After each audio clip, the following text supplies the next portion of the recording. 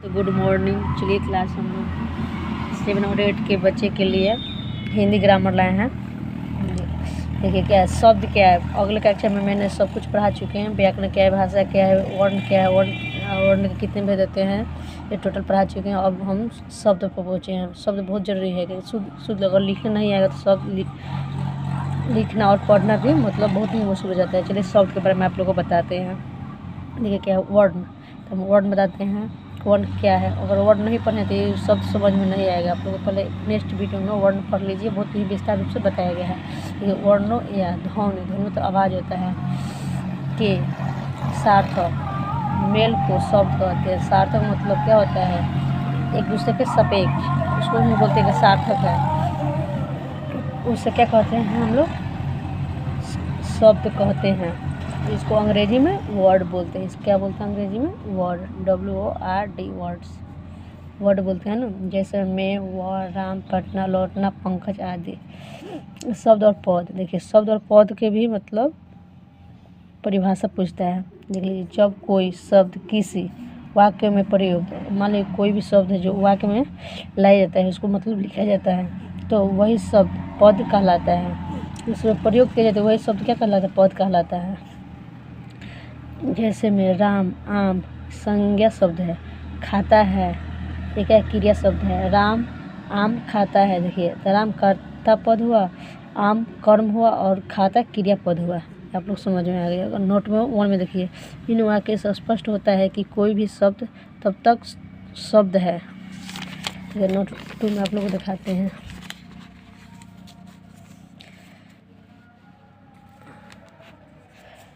देखिए नोट 2, जब तक वो वाक्य में प्रयुक्त नहीं हुआ हो, जब तक वाक्य प्रयुक्त नहीं हुआ है। नोट 3 देखिए, जो ही वह किसी वाक्य में प्रयुक्त हुआ हो पद कहलाता है। अगर वाक्य प्रयोग हुआ हो उसका क्या कहते हैं, पद में बोला जाएगा उसको। शब्द के कितने भेद होते हैं, शब्द के 4 भेद होते हैं। किस आधार पर, देख लीजिए।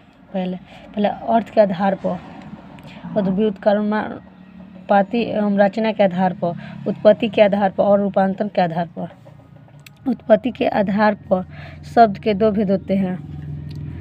देखिए सार्थक और निरार्थक। सार्थक और निरार्थक, तो सार्थक शब्द किसे कहते हैं। सार्थक और निरार्थक के बारे में बहुत ही कुछ पूछा जाता है, देख लीजिए। सार्थक वे शब्द हैं जिनका कोई निश्चित अर्थ होता है। मान लीजिए कोई भी शब्द लिख रहे हैं तो उसका कोई निश्चित अर्थ ही निकलेगा, तभी उसको सार्थक शब्द हम लोग कहते हैं। जैसे में रोटी, उल्टा, खाना, पानी, हल्ला, चाय आदि। चलिए सार्थक दूसरा भेद देख लेते हैं।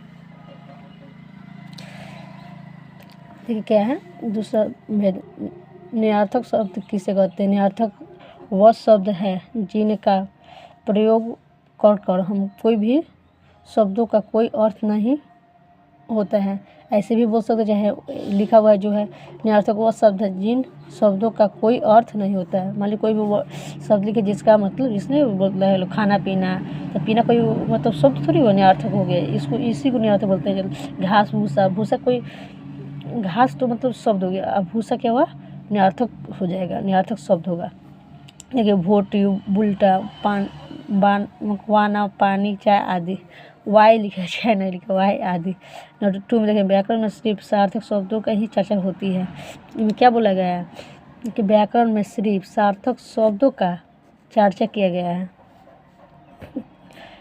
व्याकरण में निरार्थक शब्दों का कोई चर्चा नहीं है। क्या है, निरार्थक शब्दों का कोई चर्चा नहीं है।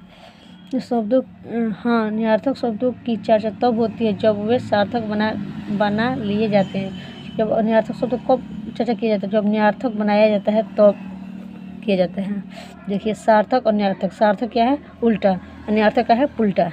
बताए ना, उल्टा पुल्टा, घास भूसा, यही होगा। एग्जाम्पल, रोटी बोटी, पानी वानी, चाय वाय, खाना पाना, हल्ला गुल्ला आदि।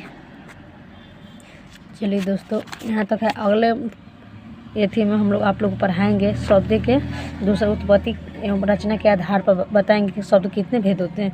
चलिए दोस्तों लाइक एवं सब्सक्राइब कर दीजिएगा, और आप लोग से यही रिक्वेस्ट है कि बेल आइकन को ऑन कर लीजिएगा, अगर नोटिफिकेशन आप लोग के पास पहुंचता रहे। चलिए दोस्तों, थैंक यू फॉर एवरीवन।